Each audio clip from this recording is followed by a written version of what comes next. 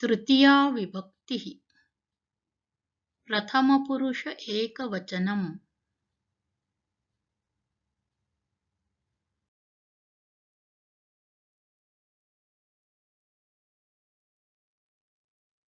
अध्यापकः सुधाखण्डेन लिखति।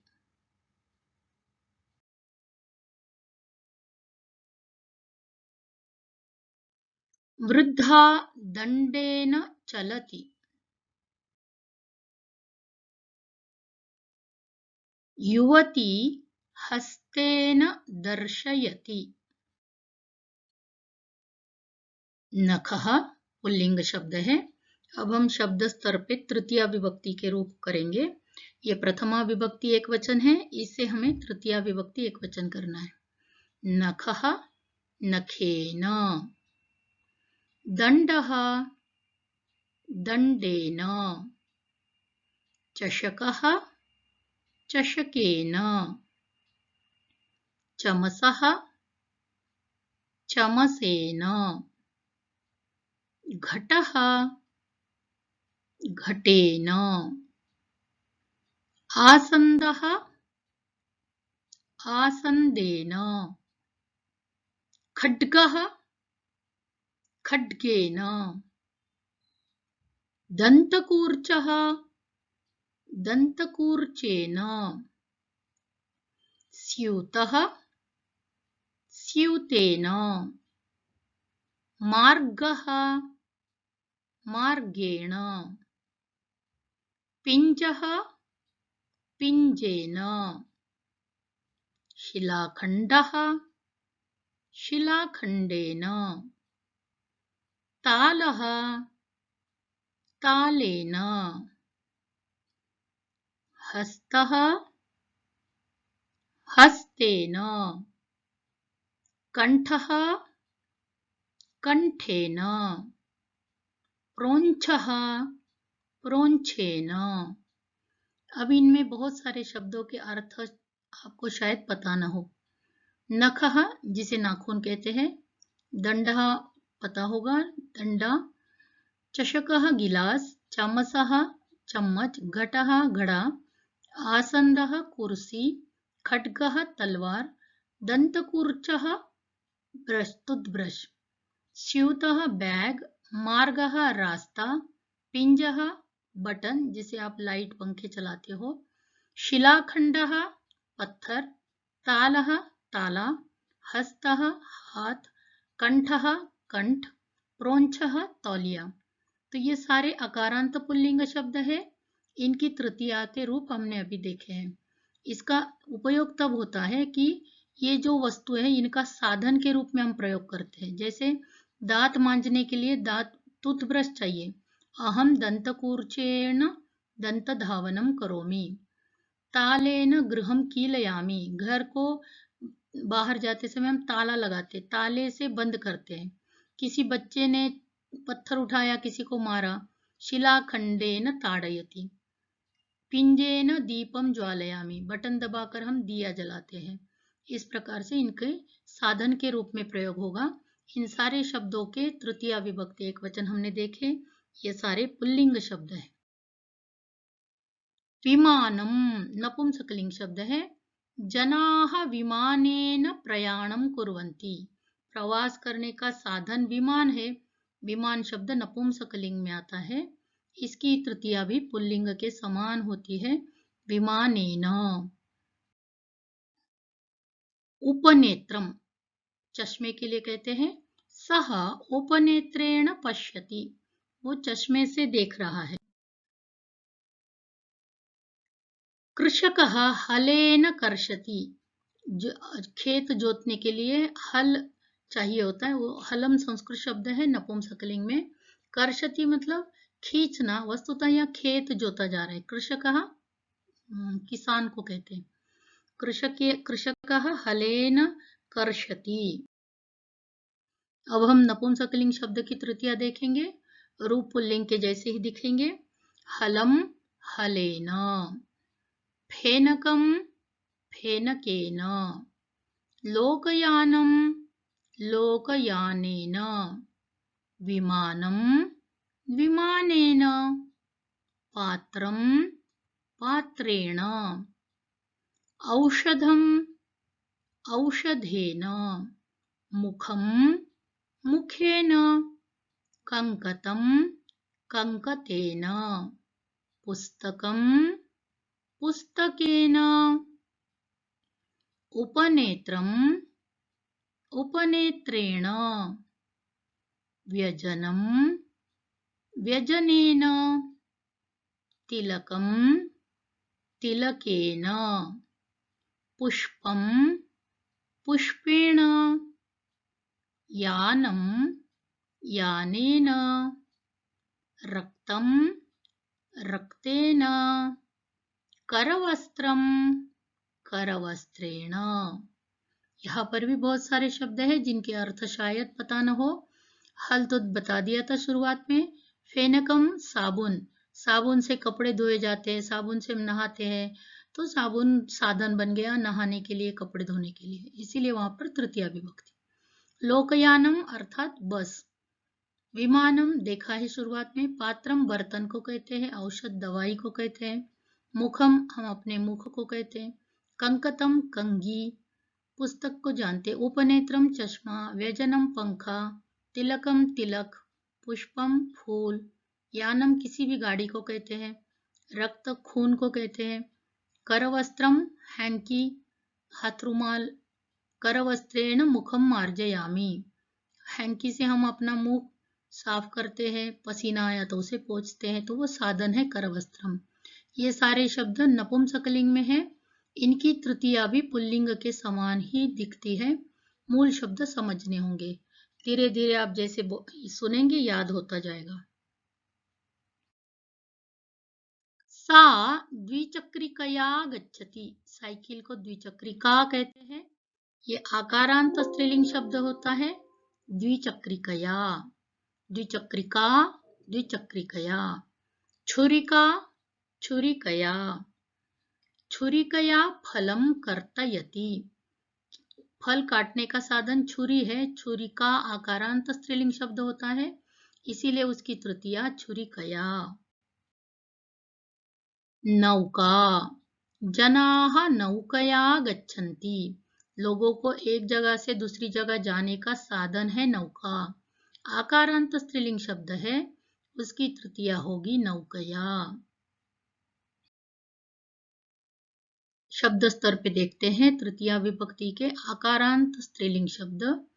माला मालया, कुंचिका कुंचिकया, स्थालिका स्थालिकया, पेटिका पेटिकया, संचिका संचिकया, इष्टिका इष्टिकया, जिह्वा जिह्वया, अग्निशलाका अग्निशलाकया, छुरिका छुरिकया, वर्तिका वर्तिकया, पत्रिका पत्रिकया, पादरक्षा पादरक्षया, प्रवेशिका प्रवेशिकया, नासिका नासिकया, पांचालिका पांचालिकया, ध्वनिमुद्रिका ध्वनिमुद्रिकया। इसमें भी बहुत सारे शब्दों के अर्थ पता नहीं हो सकते। माला, माला सामान्य रूप से गले में पहनने वाली या जाप करने वाली। कुंचिका चाबी के लिए कहते हैं। स्थालिका थाली के लिए कहते हैं। पेटिका अटैची नुमा कुछ भी हो सकता है, अटैची ब्रीफ केस वगैरह, या लेखन पेटिका भी होती है जिसमें आप लेखनी वगैरह रखते हैं। संचिका फाइल को कहते हैं। इष्टिका ईट जिसे घर बनते हैं। जिह्वा जीभ को कहते हैं, टंग जो जिसे हम स्वाद का आस्वादन करते हैं, जीभ। अग्निशलाका तीली को कहते हैं। छुरी को कहते हैं वर्तिका, दिए में जो बाती होती है उसे कहते हैं वर्तिका। पत्रिका मैगजीन को कहते हैं। पादरक्षा चप्पल को कहते हैं। प्रवेशिका जहाँ कहीं प्रवेश प्राप्त करना है, सपोज पुस्तक मेला है तो वहां पर प्रवेशिका चाहिए। कहीं स्कूल में भी आपके पेरेंट लेने नहीं आते हैं, बस ड्राइवर है अचानक, तो प्रवेशिका दिखानी होती है। नासिका नाक के लिए कहते हैं। पांचालिका गुड़िया को कहते हैं, खिलौना जो है डॉल, पांचालिका कहते हैं। ध्वनि मुद्रिका कैसेट को कहते हैं। वैसे अभी आज के डेट में मोबाइल के कारण ध्वनि मुद्रिका कहीं दिखाई नहीं देती है। तो ये आकारांत स्त्रीलिंग शब्द है सब के सब। इनके साधन के रूप में जब हम इन्हें प्रयोग में लाते हैं तो इनकी तृतीया करनी होती है। जैसे नाक से सूंघना, सूंघने के लिए कहते हैं जिघ्रति। नाक से फूल को सूंघते हैं या किसी भी गंध को हम नाक से सूंघते, तो नासिकया जिघ्रामि। पुत्री पांचालिकया क्रीडति, गुड़िया से खेलती है, उसके खेलने का साधन गुड़िया है। ऐसे ताला कुंचिका से खुलता है, कुंचिकया तालम उद्घाटयामि। तो यहाँ पे जब भी आप किसी चीज को साधन के रूप में प्रयोग में लाते हैं तो उसकी तृतीया होती है। इसके पहले हमने पुल्लिंग नपुंसकलिंग शब्दों की तृतीया देखी है। स्त्रीलिंग में भी हम इन शब्दों को अभी अभी कर चुके हैं। आगे बढ़ते हैं। लेखनी, छात्रः लेखन्या लिखति। स्त्रीलिंग दो प्रकार के शब्द हम देख चुके हैं, आकारांत स्त्रीलिंग और ईकारांत स्त्रीलिंग। अब ईकारांत स्त्रीलिंग शब्दों की तृतीया देखते हैं। लेखनी, लेखन्या। दूरवाणी, सः दूरवाण्या संभाषणं करोति। अंकनी, पेंसिल को कहते हैं। सः अंकन्या चित्रम अंकयति। ये संस्कृत की भाषा शैली है, इसके कारण आप इसका अनुवाद करेंगे तो वह पेंसिल से चित्र लिख रहा है, अंकित कर रहा है, इस प्रकार से उसका अनुवाद हो सकता है। अब हम इकारांत स्त्रीलिंग शब्दों की तृतीया विभक्ति को देखते हैं। पहला शब्द है लेखनी। लेखनी, लेखन्या। मार्जनी, मार्जन्या। वर्णलेखनी, वर्णलेखन्या। घटी, घट्या। भगिनी, भगिन्या। अंगुली, अंगुल्या। अंकनी, अंकन्या। चालनी, चालन्या। सम्मार्जनी, सम्मार्जन्या। योजनी, योजन्या। सूची, सूच्या। शोधनी, शोधन्या। जननी, जनन्या। ईली, ईल्या। उन्नयनी, उन्नयन्या। दूरवाणी, दूरवाण्या। यहाँ पर भी बहुत सारे शब्द नूतन हो सकते हैं, उनके अर्थ देखते हैं। लेखनी पेन को कहते हैं। मार्जनी झाड़ू। वर्णलेखनी स्केच पेन। घटी वॉच, जिससे हम समय जान पाते हैं। भगिनी बहन को कहते हैं। भगिनी, भगिन्यासह। भगिनी बहन, बहन के साथ, इस तरीके से प्रयोग आएगा आगे। अंगुली, उंगली को कहते हैं। अंकनी, पेंसिल को कहते हैं। चालनी, जिसे आटा छनते हैं, आटा छन्नी जैसे। सम्मार्जनी, डस्टर को कहते हैं। योजनी, स्टेपलर को कहते हैं। सूची, कपड़े सिलने की सुई जो होती है छोटी सी, या फिर किसी सूची, पिन को भी कहते हैं, साड़ी पिन। शोधनी, चाय छन्नी। जननी, माँ को कहते हैं। ईली, सब्जी काटने के लिए जो यूज में लेते हैं, अलग अलग प्रांतों में अलग अलग शब्द होते हैं, हसिया, दरात वगैरह। उसे संस्कृत में ईली कहते हैं, जिससे सब्जी काटी जाती है। छुरी से अलग होता है होती है ये वस्तु। उन्नयनी लिफ्ट को कहते हैं।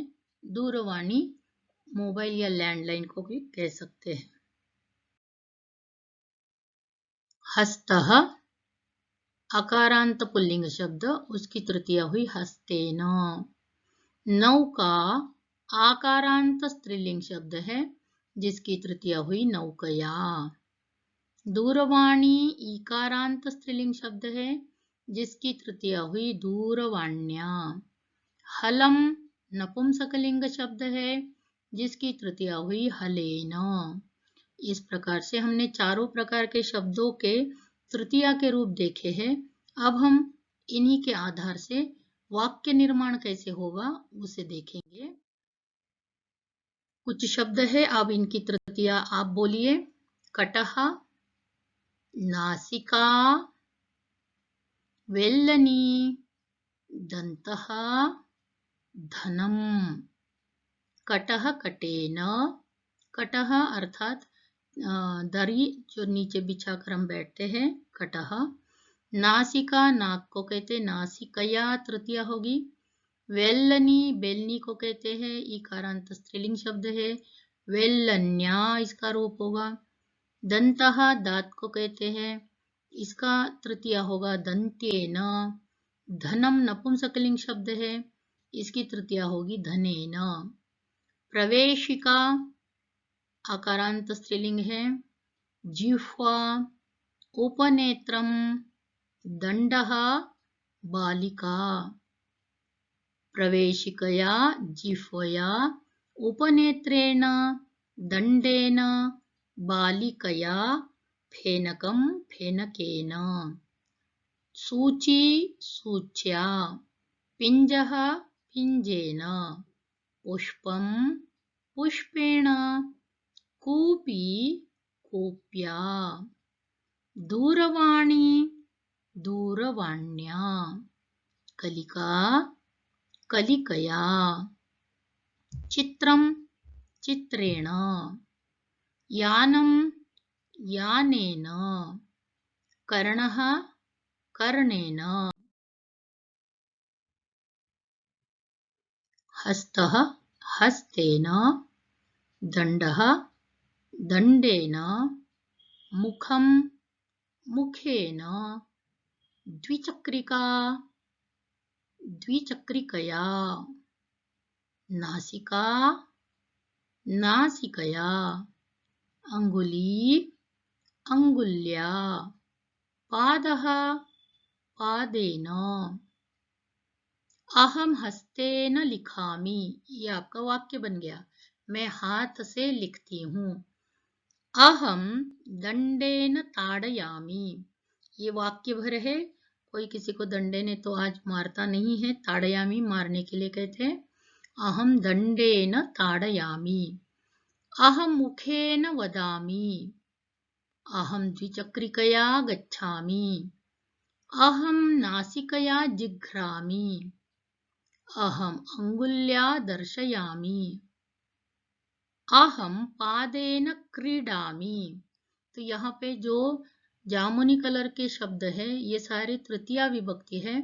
इसमें पुल्लिंग स्त्रीलिंग नपुंसकलिंग सब मिक्स है, और इनके साधन के रूपों को हम पहले से जानते हैं। वाक्यों में प्रयोग किया। अहम हस्तेन लिखामि अर्थात मैं, उत्तम पुरुष में अहम शब्द का प्रयोग होता है अपनी बात जब हम करते हैं। मैं हाथ से लिखती हूँ, मैं डंडे से मारती हूँ, मैं मुख से बोलती हूँ, मैं साइकिल से जाती हूँ, नाक से मैं आस्वादन करती हूँ, श्वास लेती हूँ अथवा सुगंध लेती हूँ। अंगुली से मैं दिखाती हूँ, अंगुली उंगली, दर्शयामी दिखाना। पादेन क्रीडामी, मैं पैर से खेलती हूँ। इस प्रकार से आपने यहाँ पे 7 वाक्य बनाए हैं तृतीया के आधार से। जलम जलेन, देखो नपुंसकलिंग शब्द है, तृतीया विभक्ति जलम जलेन। चमसः चमसेन। हस्तः हस्तेन। फेनकं फेनकेन। आसन्दः आसन्देन, दर्व्या, दर्वी, दर्व्या, द्विचक्रिका, द्विचक्रिकया। अब देखो, सह जलेन स्नानम करोति, वह पानी से नहाता है। स्नान करना नहाने के लिए कहते हैं। बालः चमसेन क्षीरम पिबति, क्षीरम मतलब दूध। जो छोटा बच्चा है वो चम्मच से दूध पीता है। बालः चमसेन क्षीरम पिबति। रामः हस्तेन चित्रम नयति, हाथ से चित्र ले जा रहा है। लता फेनकेन वस्त्रम क्षालयति, साबुन से कपड़े धोती है। सीता आनंदेन पुस्तकं पठति, जननी दर्व्या परिवेषणं करोति, माँ कलछुल से परोसती है। अनुजः द्विचक्रिकया विद्यालयं गच्छति, छोटा भाई साइकिल से विद्यालय जाता है।